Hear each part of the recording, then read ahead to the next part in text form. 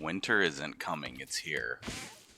It might be 19 degrees Celsius inside with the fire and torch lamps. Outside it's already negative 8 degrees Celsius, and it's the 8th of October, meaning that it is the middle of fall. Luckily the animatree can survive the harsh winters though, and can actually survive well below temperatures negative 30 or below. This raider demonstrates the security system on our base, which is a few spike traps in the hallway leading into the interior. And this is Oyster. Welcome back. This is part 2 of the life of Oyster, where we follow her through her journey to create her own pack. Right now she has to worry about this wolf that's invading. Luckily though, she has her 2 dogs with her, Wanda and Geisha, female Labradors, and Jay, who is now her lover, and hopefully soon to be husband. She started off alone with just the 2 dogs, and her ideology is centered around canines and dogs in general. So her mission remains looking for and searching for male dogs that she can breed with her 2 female Labradors. There's a man out in the river that fell from space in an escape pod, and Oyster's gonna go steal his pants.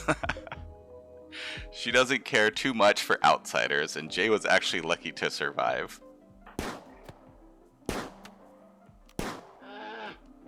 I think she took Jay into the community for a couple reasons. One being that she might need an extra pair of hands when fighting off all the wolves and bears that are constantly raiding. And now the hard snow has come in full effect, and it's only now the 4th of December, and it's already minus 32 degrees outside. Someone actually commented on my previous video from Antarctica. Do I know if they're really from Antarctica? I don't, but their picture's a penguin, so I guess I'll just take it at face value. But I figured that was fitting given that, well, we're in the middle of this freezing cold winter. So leave a comment where you're from, maybe I can put that in the next video. Funny enough, in Rimworld, people tend to just fall from the sky randomly. You know, while our tribe and our civilization may be ancient, and we're running around still trying to discover electricity, there are full-on spaceships and colonies out there flying around above us. And sometimes they drop their escapees onto our land in transport pods. But as I mentioned before, Oyster is not prone to outsiders, so she tends to reject most of them, even though it gets a little bit of a debuff when you deny people from joining. She's fighting her inner ego, even though her inner self is telling her to allow these people to join. Her ideology is very strict in that she forbids it. She's working on building some additions to this very small base we have right now. Some additional rooms, a hospital, storage room, and possibly a place for Jay to do research that's not the middle of his bedroom. She's still working on establishing a Psylink as well. Unfortunately though, Jay has acquired the gutworms, and we need some medicine to help with Jay's gutworms, so this quest will allow us to actually get a decent amount of Glitterworld medicine. That again falls from the sky just like the people around us.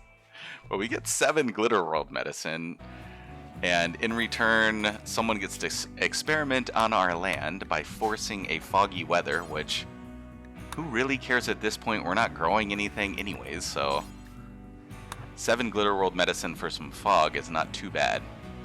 It's already freezing cold outside. Oyster's not the best doctor in the world, but she can do basic doctoring and gets his 10 quality to 145% out of 300%. So he'll probably require a couple more treatments before he's cured. But if we were to use herbal medicine to do that, that probably would have used up almost all of our herbal medicine because we only have 11 right now. Oyster gets caught outside though. Another raider's coming, Morg. He has a bow. Luckily, Oyster has a pistol that Jay used as essentially a dowry, saying, hey, you can have my pistol if you let me come into your clan. Morg hasn't really seen the likes of 2 Labrador retrievers, which you think historically are pretty friendly dogs, but not on this planet. On this planet, they're pretty vicious. Dogs, at least domesticated canines, are pretty rare on the Rimworld, and you don't see them actually too often, so Morg was probably caught off guard pretty heavily. Now, though, when I kill people, my dogs can eat their bodies. Because their bodies will stay frozen and the dogs can go onto the other side of the mountain and eat them when they feel like it. We still need regular meat, though, because we weren't able to plant many crops given the late start when Oyster was exiled. We're trying to get this muffalo dead and down, because that will provide a lot of food for us. Unfortunately, muffalo have an attack chance, and our dogs have kind of wandered off. And are not doing a great job of defending us. Oyster is determined, though, to make this pack successful. So once her dog comes up, she can step back for a second and then use her pistol to kill the muffalo. Unfortunately, still taking some blows. Her right leg took the brunt of the damage. The right leg and foot were bruised. Her right tibia got cracked fully, but she's still going to have to carry this muffalo home. This meat will go a long way towards success. Jay is actually a fairly decent cook, so he can butcher and cook the muffalo. One kind of plus side of being in the Boreal Forest is that it's so cold you're essentially living in a freezer. So all we have to do is put our storage, a vent in the wall, and then now we have a walk-in freezer that doesn't require any electricity 40 days out of the year. So we really only have to worry about preserving food for 20 days out of the year, if that, because some of those days it's so cold it's kind of like refrigerator temperature. Some bulk traders come though, and we're trying to get all the silver they can, although unfortunately they don't bring any dogs, they just have a goat and 2 camels, which we don't want. They do have some chem fuel though, and we decide to purchase that in hopes that if we do discover electricity in the future, that we can create a chem fuel generator and that this chem fuel can power it for a while. 30 chem fuel will power a generator for 6.6 days, so almost 7 days. So 150 chem fuel would get us through 5 weeks of power, which could almost be a full winter. So we almost bought a full winter's worth of fuel. Better than having to rely totally on wood. And, you know, we could have got more components and things like that, but otherwise not having dogs, Oyster thought that that would be the best plan at this point. Now that Jay is cured of his gut worms, Oyster has the flu.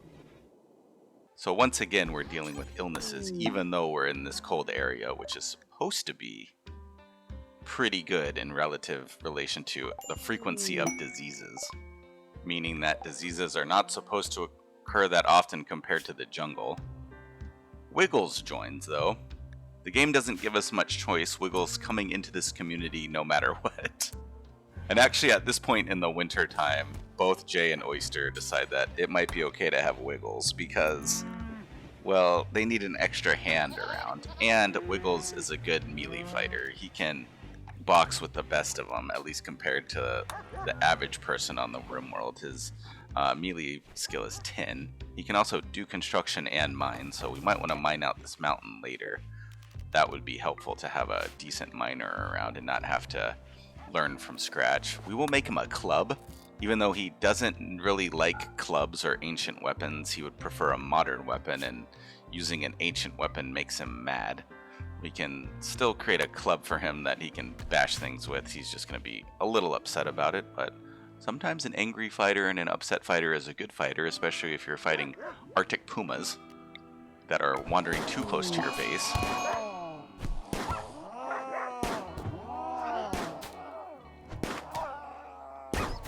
This cat proves more difficult to put down than the earlier bears we were fighting. But the fur will be expensive and something that we can sell. And also we need the meat. Our animals are kind of slightly dying. We actually could use more human bodies to feed our dogs. The hunt for muffalo continues though. We must continue this journey, else we will completely lose in this harsh winter. While hunting the muffalo, though, we realized that there's a timber wolf downed that appeared to be fighting a lynx, killed the lynx, but then passed out from its injuries. So Oyster and Wiggles are able to recover these two bodies, and we don't even need the muffalo, at least not right now. Oyster's puking, though, from the flu, and it gives us a second to take a look at our base now. Wiggles has his own room, and he sleeps with the two dogs. Jay sleeps with the research bench, and Oyster is in our hospital. Jay's also intermittently cooking in the kitchen. We have our living room, and then Oyster's room is to the left of that. Oyster's out hunting deer with a pistol, which I guess in this land is not too difficult, although it would probably be difficult in Earth. We have achieved something, though, that few achieve in the Boreal Forest, and that's winter love. Jay and Oyster have become married, and they're currently spending their first night together. This has helped Oyster's mood extensively. She's got some lovin', she has her dogs too that she loves. She's also sweaty, sick, and drowsy, which is kind of a funny way to spend your first night with your husband. She has the flu still, yet you can't stop true love or marriage, nor do we want to, because, you know, in the Rimworld, and just like in real life, sometimes these relationships aren't perfect, and it's not that rare that people break up before the marriage happens. Oyster would like to have some offspring, that way that she can create more members of her tribe that will be her same ideology. You cannot stop the march of time, and eventually the winter breaks to warmer weather. So we start working on base expansion. Oyster wants Wiggles to dig out this cave to the side. Some traders come, some combat traders, but they also do not bring dogs. Oyster has bigger problems than no dogs, though, which are more bears. The bears and wolves are relentless in the Boreal Forest and just as hungry as Oyster, Wiggles, and Jay are.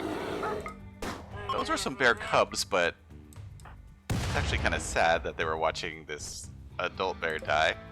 Either way, we have set up a farmland in hopes that the springtime will bring us new crops. But first, our traders have some raiders to deal with of their own. Two men in the rocks with pistols. And even though our traders are tribal, with bows and arrows and spears, they are able to quickly dispatch these two raiders for us. These combat traders did not bring any canines with them. So now that's two big trader groups that have come through that have not had any canines to trade. So we're thinking that we are probably going to have to travel to outlying cities and tribes in order to trade, and hopefully find dogs that Oyster can use to mate with her dogs, and or find a husky pair. So right now what she's doing is clearing out this tree line in order to build a hay field. So how does hay play into us getting more dogs is kind of a funny question. Dogs don't eat hay. But hay will allow us to have a winter ranch and maintain pack animals through the, as you saw previously, extremely cold minus 30 degree, minus 36 degrees Celsius, sometimes winter. So if we can have enough hay, then we hopefully will be able to maintain at least 2 pack animals throughout the winter, and maybe also some food and milk for Oyster's baby because she's now pregnant. I think Jay and Oyster are both now feeling the pressure. With her pregnant, they need to get this field sown before she gets too big in the belly and can't even do any work. This lower field right here with the rocks on it will be a full hay field. So this entire stretch right here will produce hay, which is a large area for hay, and actually more area than they're allocating for their own food. But they know that, for example, they could shoot those elk down there and survive the winter, or survive parts of the winter through hunting. But for their whatever pack animals they find, either horses, buffalo, yaks, camels, etc., they will need enough hay to get them through the winter, because once the plant sources have run out, then that is something that is not easily acquired and obviously can't be acquired through hunting. Oyster has finally achieved a plant level skill of 8, so she is able to plant some heal root, which is also one of the most imperative things for this grow season's objectives would be heal root and hay. So to sum everything up, hay equals travel, and with travel equals, hopefully, the ability to trade for more canines. So they've also planted some potatoes and rice, as well as more heal root and also a stretch of cotton in order to grow cloth. And it took approximately 1 year for Oyster to earn her first Psylink. So she can gather her friends and they can link with the animatry in a ceremony, a ritual, and she will gain the Word of Trust. The Word of Trust is a power that she can use to recruit prisoners. So while not a combat Psylink, it could prove useful if there is a prisoner that is very vital to the colony that they would like to recruit quickly. If you like this video and would like to see more Rimworld content, please like and subscribe. That way you don't miss the Winter Ranch.